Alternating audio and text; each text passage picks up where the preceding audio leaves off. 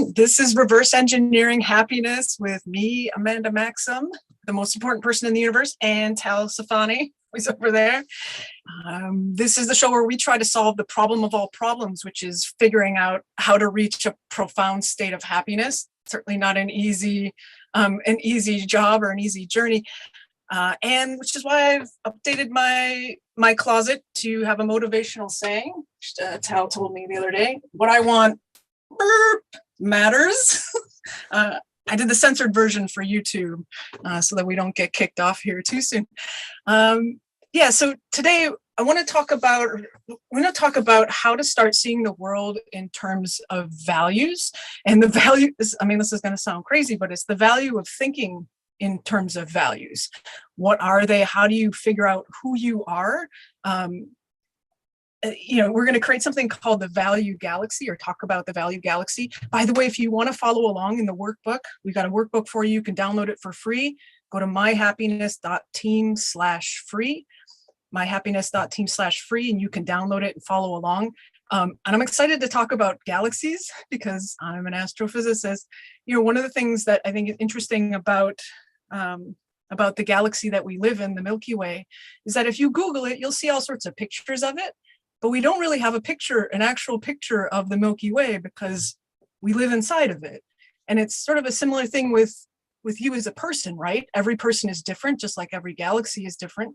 And if you want a picture of it, you got to build it from the inside. You have to figure out, who is this person? What do they respond to? And the best reflection of who you are is the things that you value in the world. So that's what we're going to work on. We're going to work on today.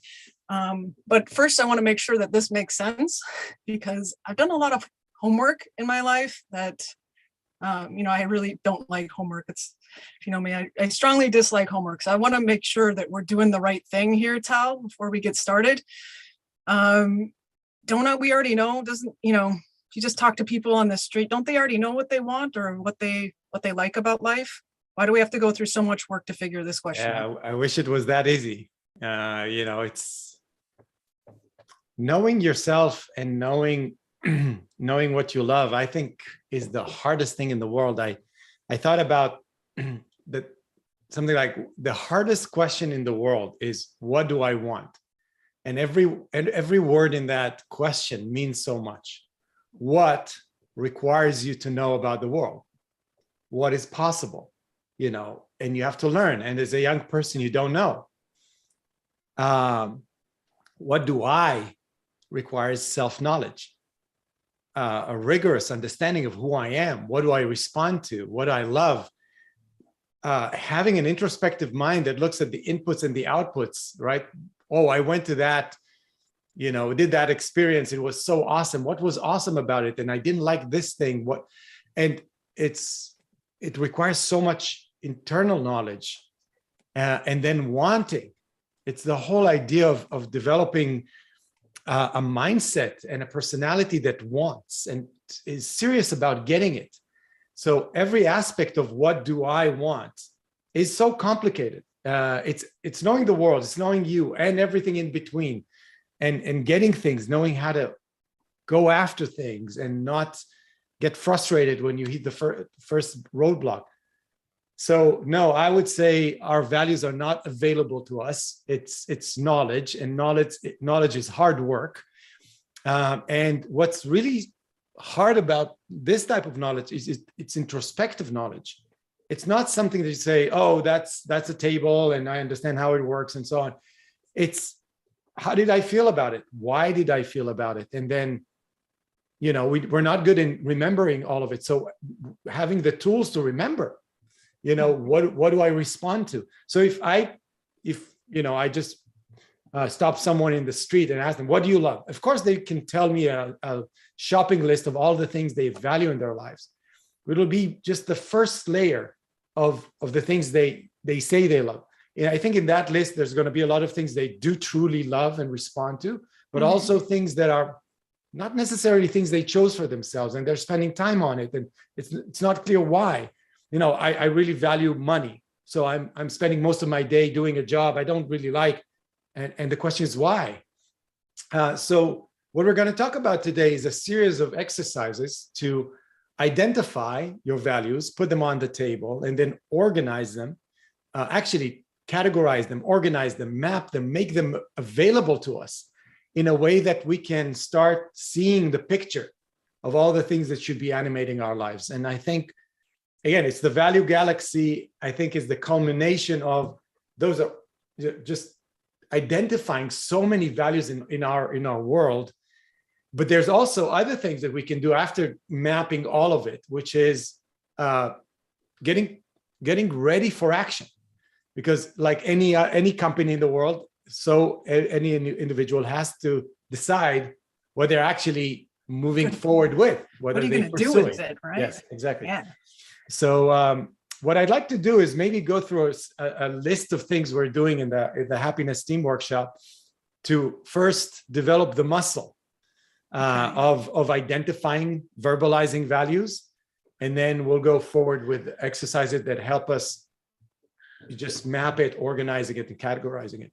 Okay, so going back to my awesome astrophysics analogy, you're saying that we need to figure out how to take the data, how to figure out, how to look inside and figure out what's actually there, what's real, what's not, what's like a value that I think I have, but it really turns out it's not from me. So you want to help me get those tools to identify, what did you say? Identify, clarify, and organize and visualize myself on the inside. Yeah, that's really cool. It's like a self-portrait of me. Yeah, it's just techniques to slow down and start observing, going deeper. You want a deep life, you have to be deep. So so the first thing we do is, I call it a value warm-up exercise. All right, let me share my screen. Starting, show you that. Yeah, that'll be easier. All right. So here it is. And again, you can find this yourself. Go to myhappiness.team/free and you can download the entire workbook. And this is one of the exercises there. So one of the first thing we do is we ask ourselves questions that start orienting us towards values. So things like, when are you happy? And what are you fascinated by? What did you love as a kid? What do you still love from when you were a kid? What do you enjoy? When are you most relaxed? Who are the people that you love in your life? Who are your heroes? What is the art that you're responding to? The places you love, the activities you get lost doing. What are you talented in, right? Because a lot of people just take their innate talents, and say, oh, that's easy. That's easy for me. So they dismiss it, right? Yeah, no kidding. It's like, you've got to have that. Yeah, sometimes it takes someone to tell you, no, but you're really good at that. And that's unique. And that's something that, don't just dismiss it. Yeah, we're talking about what are the most important thing that you possess, like, just real, possessions. What are your dreams, happiest moments, things like that. So when we're doing this, we are already orienting ourselves towards, wait a second, those things matter to me. It orients you towards, just, do I really love this? When somebody asks you, when are you happy? You have to think about it, because there are a lot of things that make you happy, but when are you most relaxed? So just deliberating and thinking about those answers to those questions, I think, is really a value warm-up, as I call it. Yeah. I want to give the example of that, from doing these activities, I used to think like, what I really love to do is teaching. And because that's what I was doing. And I'm like, but upon introspection, I'm like, I really don't actually like it as much as I thought. And then it was sort of untangling. Yeah, but I like aspects of it. What are those things? And then, but it's not everything that I like. When you really stop to think about what you're doing and what you actually want to do and like about it, you can get to a whole different place of understanding who you are and what you love about life. The level of specificity is so important. Like, people say, I love teaching. Well, no, I want a whole paragraph. You want to know things like, I love teaching kindergarten and Yeah, I do, on like, Tuesdays and exactly. I Yeah. want all the details because they matter. They matter. Yeah. If I brought, if I gave you the wrong type of teaching, and then you won't respond to it. So you have to be very specific. And what's cool about diving into your world of values is they suddenly show themselves in the purest form. Though I respond to specific activities in teaching with specific people talking about specific things. And then you see common denominators that really explain why you're responding to aspects of teaching.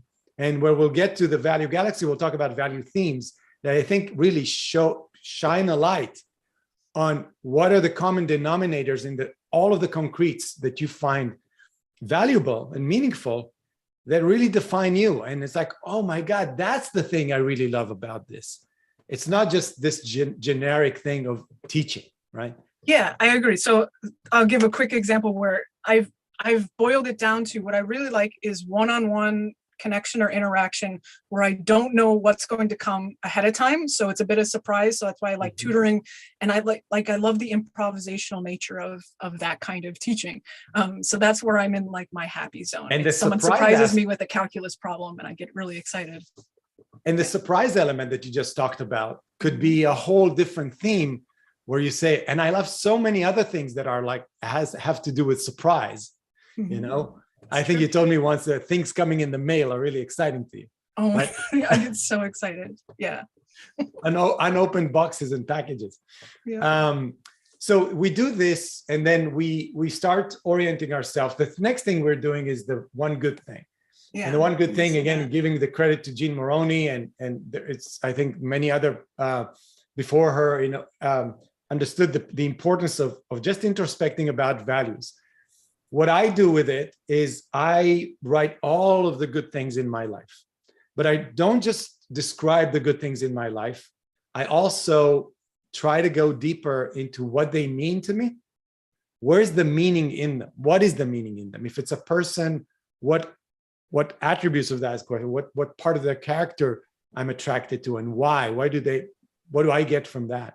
If it's an activity, again, being very specific about what activity, where, and when, and then the hardest question to answer is to extract I would call it the one in the many about you, right?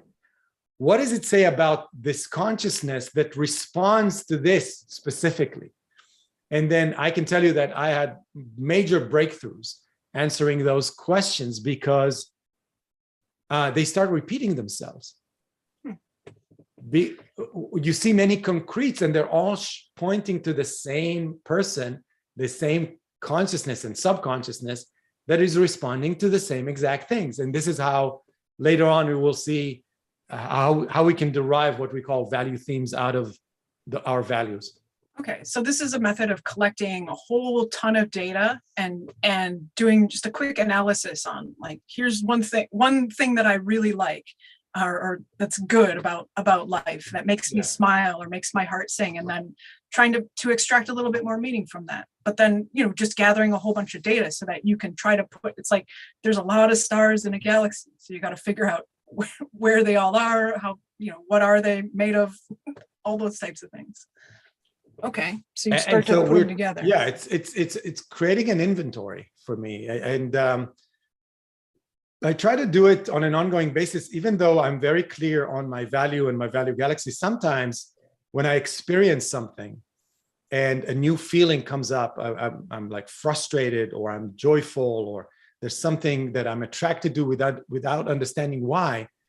Then I put it in the one good thing, and then I try to chew on that new thing, and either it connects to my already existing value galaxy, or it's something new that is evolving in me.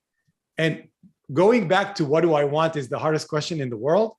Not only the what, the I, and the want are so complicated, it's moving. It's a moving target.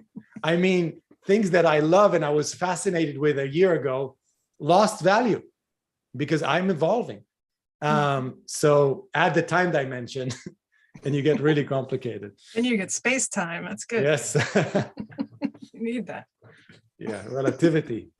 Mhm. So once we have that inventory of values and the good things in our life, we're starting to plot them in a visual way. I don't know about you, but I'm very visual. I love seeing things in one view.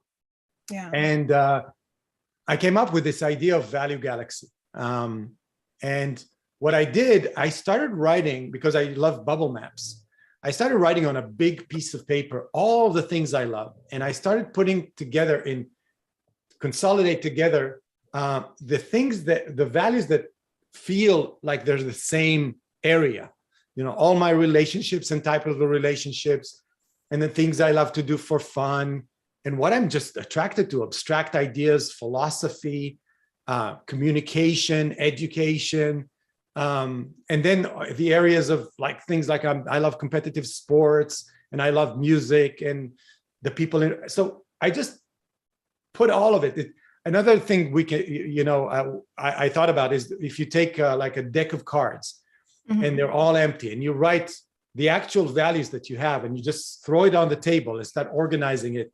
Like if I started doing this with sticky notes. So yeah, sticky I notes on put the sticky wall. notes up on on the window. Yeah. Um, So let's yeah. let's take a look at the value galaxy and Okay. see what it means. So I don't know if you have the one. Well, maybe you can show the one that is filled. But the idea is to put all of the values in your life on this piece of paper, and then slowly connect them. And when you start connecting them with lines, I call them the suns, right? So the values are like the planets, and the suns in your life, in your galaxy, are what I call the value themes. And I think it raised a lot of questions for me about what is it about me getting attracted to philosophy, me getting attracted to Rand's philosophy specifically. And also I love talking. Yes, exactly. So this is filled with values. Yeah. And Connections. And connecting all of them. Yep. The power of this thing is that once you have plotted all of your values and then start integrating them into value themes, the value themes are like pieces of you. And if you look at them and you do a good job integrating of the values into value themes, 6 value themes can define you. And if you remember, we said that the first question in the workshop is, who are you? And I think that the best way to answer the question, tell me who you are, is describing your value themes, because they shine a light on your consciousness and who you are. Yeah, if you just It's who you. if I describe myself with those, that'll be capturing who I am. So, and we'll talk more about that, and we'll give some examples, right? So after we do that, we end up with a host of values that are connected to each other, and they are connected to value themes, and it's a mess. I mean, it's like, those are all the things that I find valuable in life. Now, what do we need to do next in order to prepare ourselves for action? So there's the value map, and the value map, it's actually value domain map, I would call it, which is trying to organize the values by their type. So I take all of the planets in my value galaxy, and I start putting the ones that have to do with career in that top left quadrant, everything that has to do with different types of relationships I have on the right top quadrant, everything that has to do with health, rejuvenation, enjoyment of art and fun is in the bottom the bottom left side, and everything that has to do with wealth creation is the fourth one. Yeah. Okay. So yeah. Cool. We should get some examples of how to do this. We have guests. Do you want to introduce them? Yes. Yeah. We have 2 guests today to help. They're both have gone through the happiness team. Abraham, we have Abraham Zamora. He's awesome. He calls himself the notary entrepreneur. He's a businessman and into notary. Are you here, Abraham? Turn on your camera. Are you there? Yeah, here I am. Yeah, okay. So we've got him. He went through the happiness team and now he's become a coach for the happiness team in the current happiness team. So again, if you're interested in joining a happiness team, myhappiness.team/apply. And we also have Joseph Tabenkin here, right? Joseph, you're here, right? He's here. Here. So yeah, what I love about Joseph is that he makes digital tools that help you to I don't know, achieve your vision. So he's created some tools for the happiness team, which are awesome, which I'm sure he's going to show off later. So yeah, I'll start with a question because well, I'll remember some of it, but what was it for you guys to first just in the first part of the workshop to just slow down, as I call it, and start talking about this thing called values, all the way from the value map, and then as we evolved, into the one good thing, creating that inventory of values. How did it feel? Yeah. So, I mean, when I did it, I initially, it was like I gave myself 3 months. I actually took time off and said, I'm going to take this very seriously. I'm going to focus on this. So many of us take so much time to go to school and we invest so much time in so many other things. And I said to myself, I'm going to really invest in being happy, because I felt there was a real need for me. And I got to say, at first it was painful at first, and it was hard, and it took a while, but I think by the end of it, I remember when I was 19, I was at work and I was at the cafeteria with all the employees, and somebody let me borrow their glasses. And I put them on and I realized I needed glasses and I never knew it. I was living in a foggy vision of the world. For me, it was like putting glasses on, but in the sense of, well, why was it painful, Abram?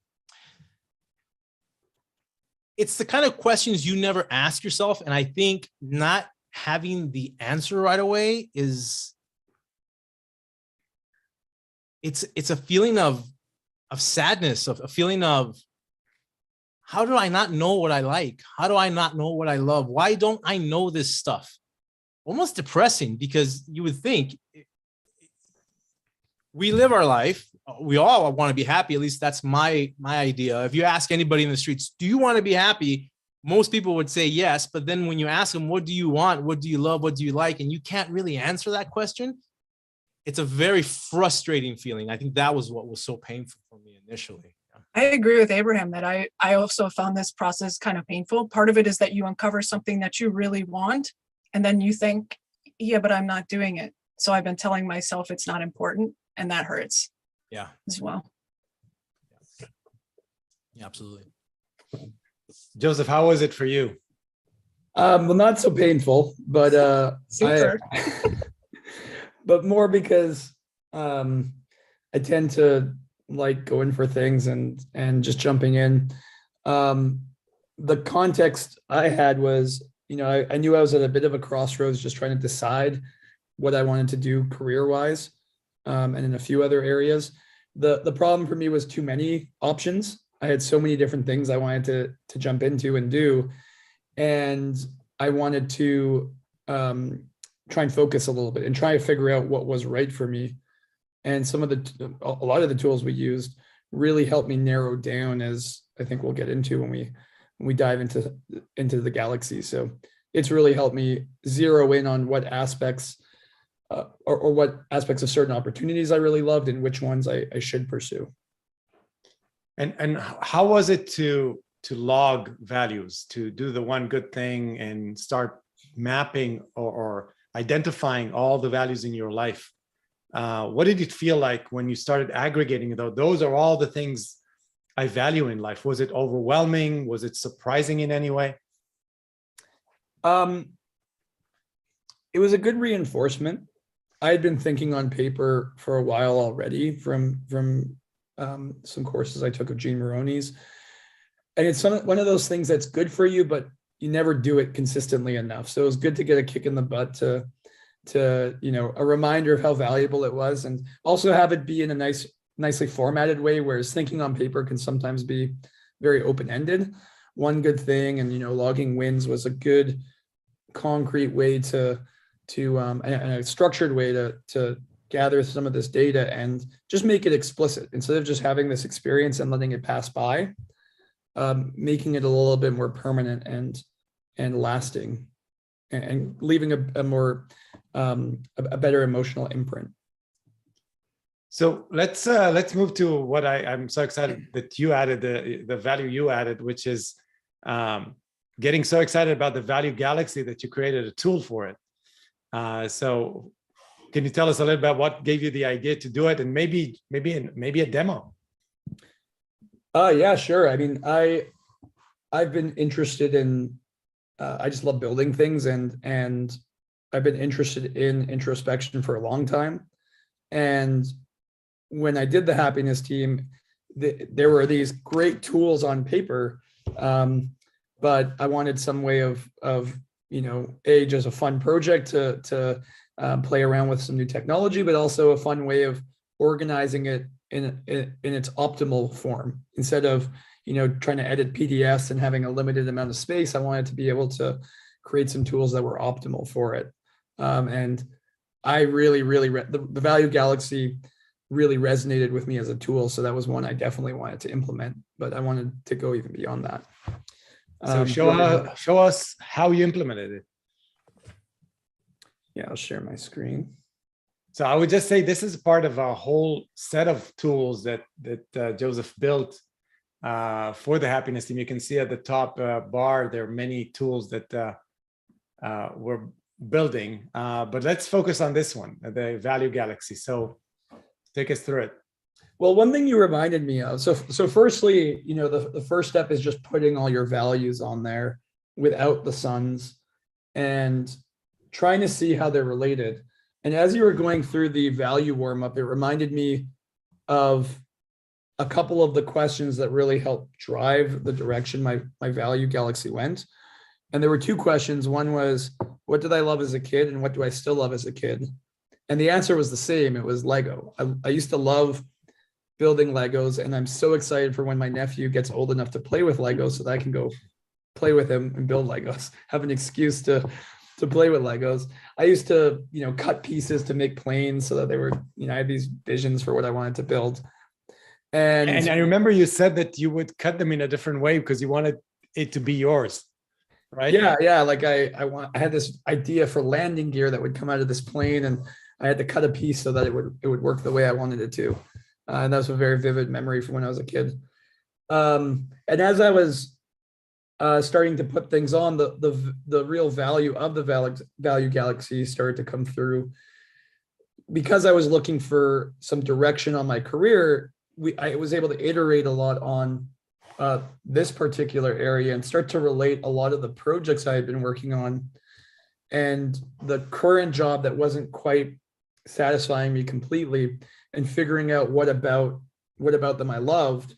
And it did come back to a core part of it was building things, but it wasn't just that. It was building things and doing it my way, and being able to stay true to a vision.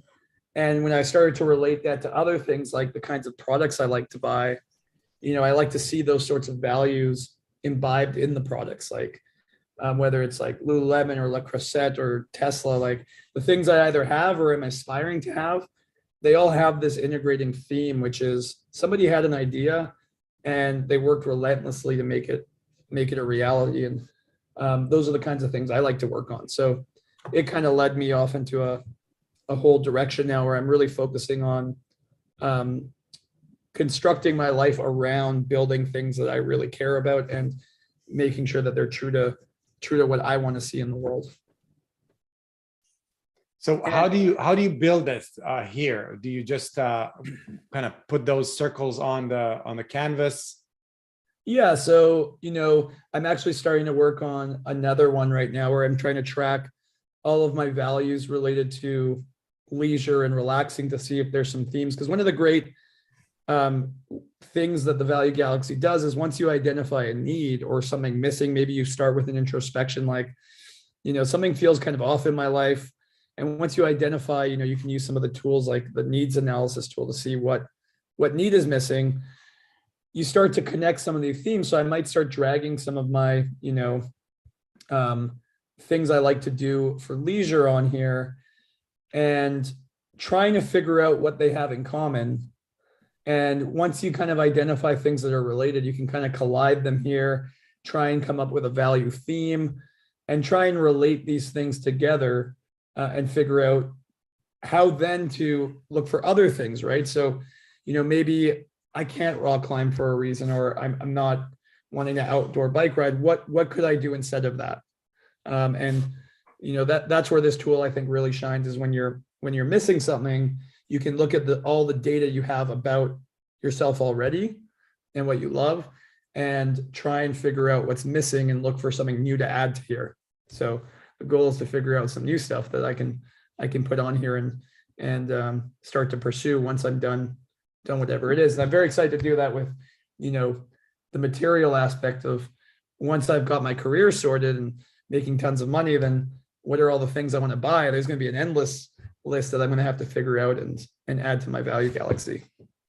Yeah, I think it's in a way show how rich your life is with values and what's in it.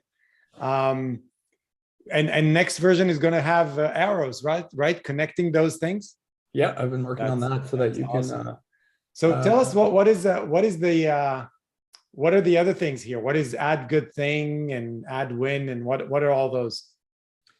Yeah, so we've been building this into like a complete happiness tool, app, and if I just logged one actually today, and if I want to add a good thing, I can do it here. This follows the same form that Tal just showed everyone, just in a way that's a little bit more structured. The wins, I think that's something you guys are going to look at later on, but a way of logging all the achievements. And then, this was what started it all, was I wanted a way to go and reflect on my wins. And so I created what's called the winning wheel, where if you need a little bit of a cheer up, or you want to go back and reflect on your wins, you can spin the winning wheel and find, have a little reminder of something you've done in your past that you can kind of go back to.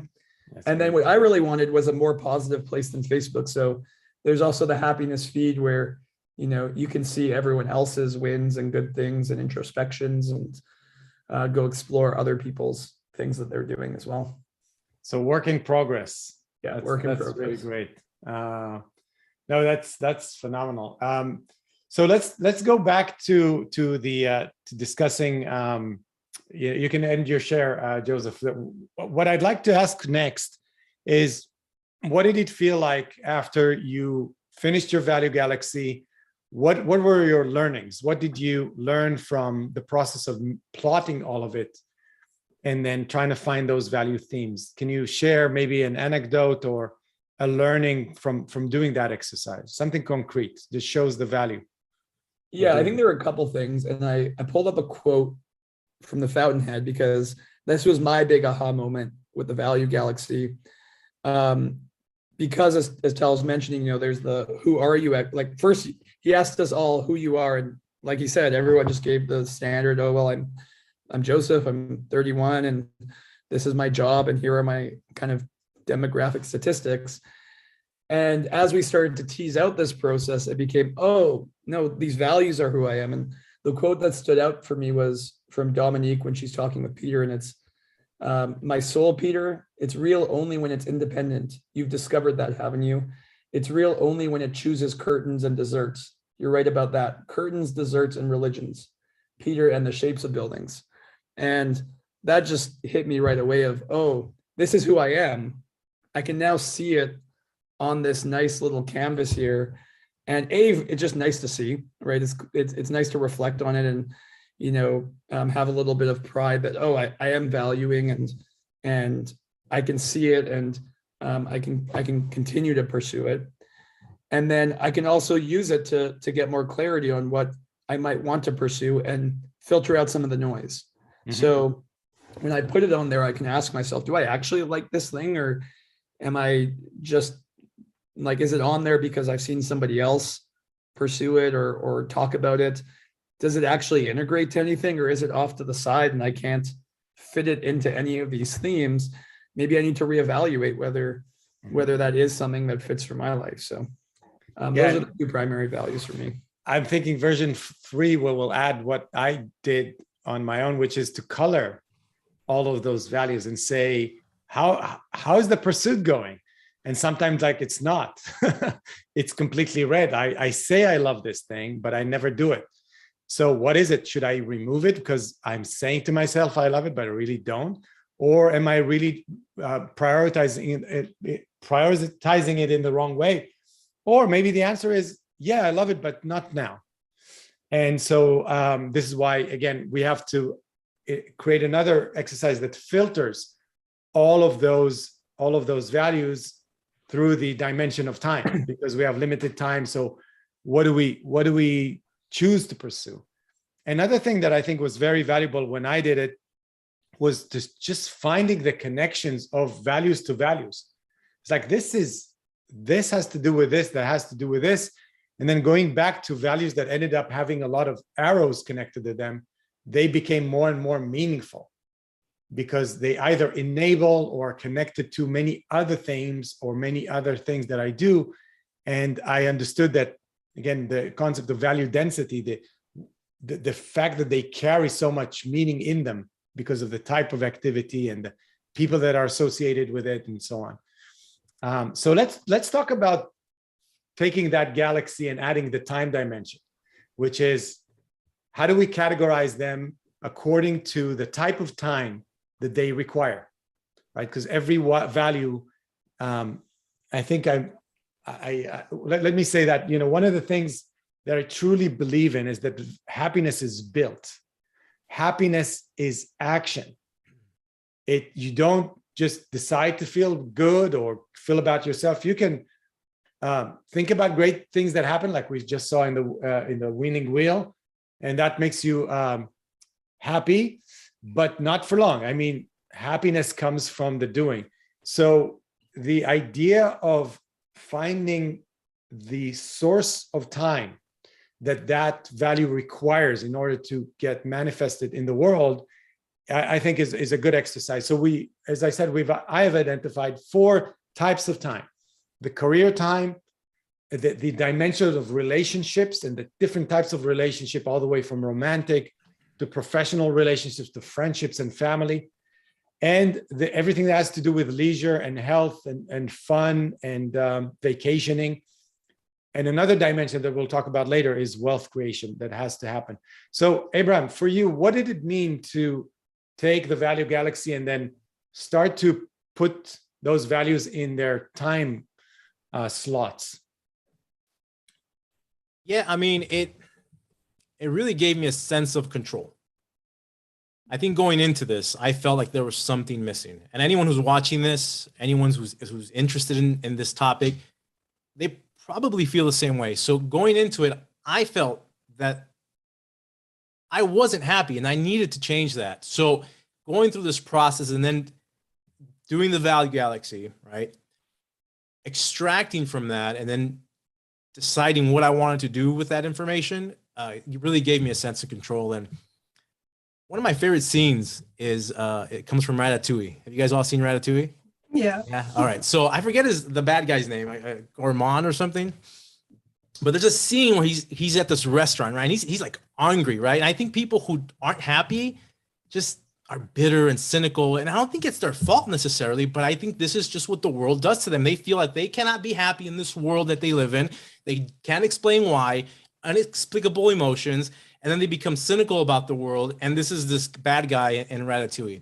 And there's a scene where he makes some ratatouille, right? And he puts it in his mouth. And then he has these flashbacks of everything that happened in his life and how his mom used to cook for him and how much his mom loved him. And it was like, in an instant, he was able to reflect about all the things he loved in life. And it all came to him in that moment. For me, this was that process. And if you remember the movie afterwards, he's happy. He starts pursuing. Say what? Softens up, He softens. It's just like, he softens up. Yeah. Because he's open to loving the world again. Well, because the world became benevolent to him now. He now sees that he can actually be happy in this world that he lives in, where before it wasn't. But he didn't know why, because he had never actually figured out what the heck he wanted, what made him passionate, what made him feel good about his life. And and so to me, that's what that experience was like. And so now, what with the value map, it was just like, okay, I've done this work. I know what it feels like. I've closed my eyes. I see my mom and that whole experience and how good it makes me feel.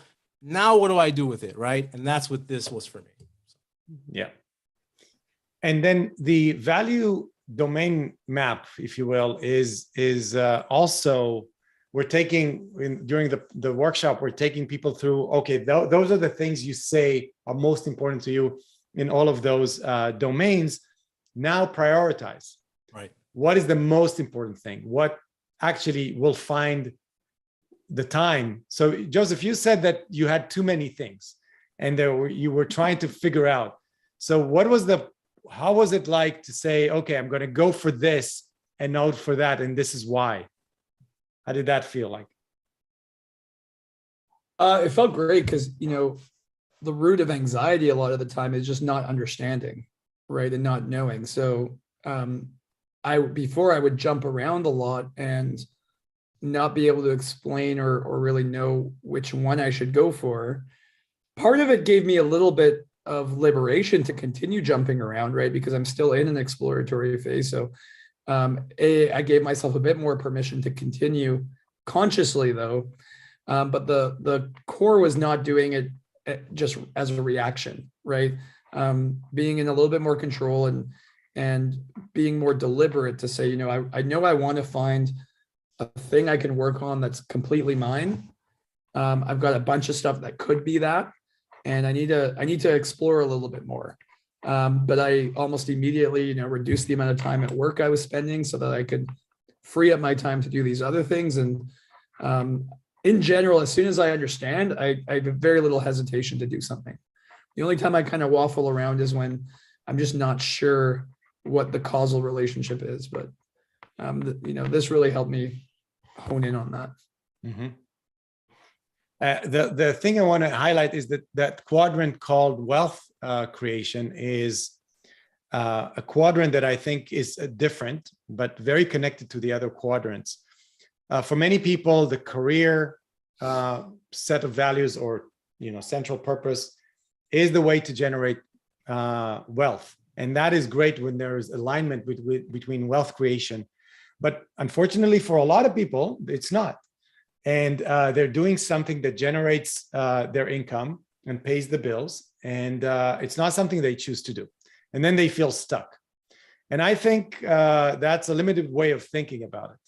So a lot of people that we're working with are in the middle of their life. They're not starting their journey. So it's not about choosing it. It's about untangling a situation where, like, I'm doing this, I don't enjoy it, but it pays the bills. What do I do now? And so first, the whole preparation of what do you actually want is the first step of saying, no, I don't want to be a programmer anymore. I want to do something completely different. I want to change my central purpose. And there's so many strategies of liberating you, as you said, from that weight that you carry because you haven't thought about it. It's like, yeah, I wake up, I do my work. And then if I have the time, I'll go write my book or do the thing I want to do. And then you feel exhausted and frustrated and you're angry, so it's a whole vicious cycle of like, I'm not doing what I want to do.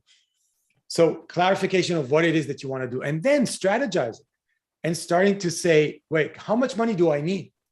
Right? Because money is time, it's frozen energy. And a lot of people overestimate how much money they need in order to buy the time to go what they want and do. Unfortunately, as far as I know, most people would die with a lot of money. So they never optimize for time. They optimize for accumulation of everybody. Those people that say, oh, I'm going to accumulate, and then I'll retire, and then I'll do what I want. And then it's too late. And so there are many, many strategies, and there are a lot of great books written about rethink wealth. So a lot of creation of passive income is one solution.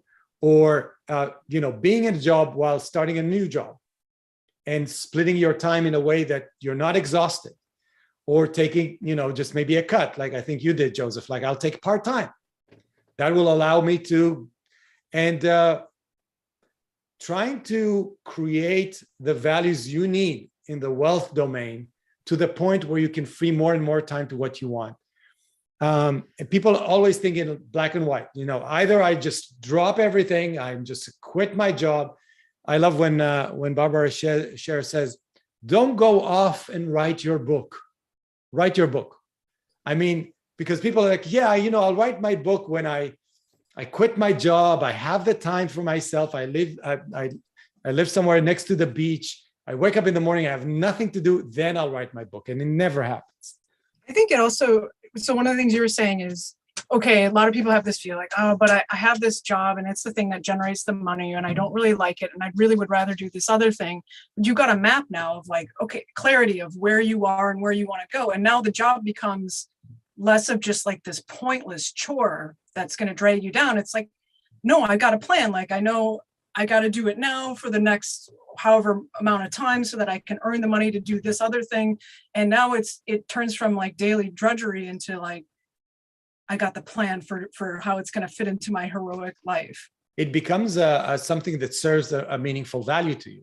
It funds it and so on. And I think pursuing values, we'll talk about it later on, it's super complicated. I mean, how do you make money from the things you love? Most people's like, nobody will pay me anything to write my book or to do my workshops or to take photography or run a podcast or, No, it's not true. It's not true. If you think about it clearly and for a long time and plan it and extract the value that you're bringing to the world, to the point where like, how can people pay me money to give them that?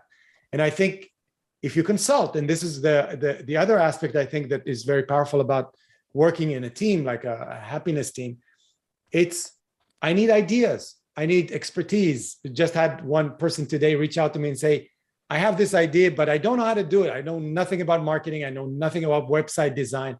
Who can help me? Easy for me. I know how to do it. She doesn't. And so when you know what you want clearly, people want to help you because they can see clearly what you want to achieve and they want to see values in the world. So, one concrete I can share is, I had a couple of apps that were free. I built them over the last 10 years. One was like a sentence diagramming app I did for fun. People were just using it for free. I had quite a few users. I honestly just put a price on it. Not a big price. I think I'm charging like $5 a month. And it's generating quite a nice amount of monthly revenue now. I'm not really doing a whole lot with it. People are just signing up for it, and it can be just really easy. And the biggest, I would say, hindrance for most people and is that anxiety and apprehension live in fog. And if you don't put it down and you don't write out the details, it's this floating, scary thing that prevents you from taking a step. Mm-hmm. And the easiest thing you can do is just write it down and clear the fog and expose it for what it is. And it usually becomes much less scary. If you can, just talk to people who know. Yeah. Reach out. Even clarifying what you don't know is so important. It's like this aspect of monetization, right? It's not clear to me. There are a lot of people that just will hear what you have to offer and they'll figure out a way how to make money off of it, right? Right. Well, and that's exactly what happened with the podcast. I mean, initially I had no clue how I was going to monetize it. And I did it and I enjoyed it. And now that I'm pursuing something further in the notary world, which is the agency, after discussing it with you, you came up with the idea, well, why not use the podcast to interview the people in your industry that you're trying to target? It was like, I mean, I wouldn't have never figured that out at the very beginning. Like a lead generation aspect. Yeah. Right? Yeah. So sometimes you don't always know the answer, but that shouldn't be the thing that stops you if you've really identified it as a value. Because later on, either through collaboration or just by having it in writing, you connect the dots. It's like, whoa, that works. That's a good idea. So, right. Yeah. So I think what we're talking about here is getting ready for action by knowing more clearly what you want and having a priority list and always acknowledging that your time is limited. And another thing that I want to mention is what I see with people during that process. You talked about either the benevolent or the malevolent universe premise, right? with that restaurant critique in Ratatouille. It's true, but what I see happening to people is their attitude changes a little bit. From what you said, this fog and frustration, or like I really can't achieve my values, to something lights up, like their energy level goes up as clarity is coming, because suddenly it's more and more actionable. I can see how a path from where I am in my head to this happening in reality. And part of the things we do in the second part of the workshop is ruthless planning. I mean, give me all the specifics. What are you going to do? When are you going to do it? And so on and so forth. And that is what we're going to do in step 3 and 4, which is commitment and then pursuit. And those are, I would say, the mental heavy lifting is in the first part, and the execution heavy lifting and the resilience in pushing through material, concretizing things in the world is what happens later. And I think it's a cycle. It's just, for me, the more I did, more I dared, the more was available to me. It's like growing bigger and bigger wings, where you say, oh, maybe, I don't know if I can jump this cliff, but maybe I'll take that cliff first and then land safely. Then I'll go and jump the other cliff. And so it doesn't have to start with like, let's quit my job and, move to another place. This is how people think about change. No, it's gradual. And it's building, because what you're trying to do is to build a self-esteem and, fulfillment. And that is the process of building it step by step. All right, And to validate your point about the change of attitude, I measure that by just now having conversations with people, and the contrast, it's different. I think different. I see the world different. And then it's just so much more clear how people aren't thinking that way. And yeah. We are not taught those tools. Think about our educational system. It's all, what is it? Where does someone teach you that your values matter? Like the sentence behind Amanda, they really matter. And somebody curious, your teacher being curious about you, forget about the rest of the class. I just want to talk about you, what you find interesting.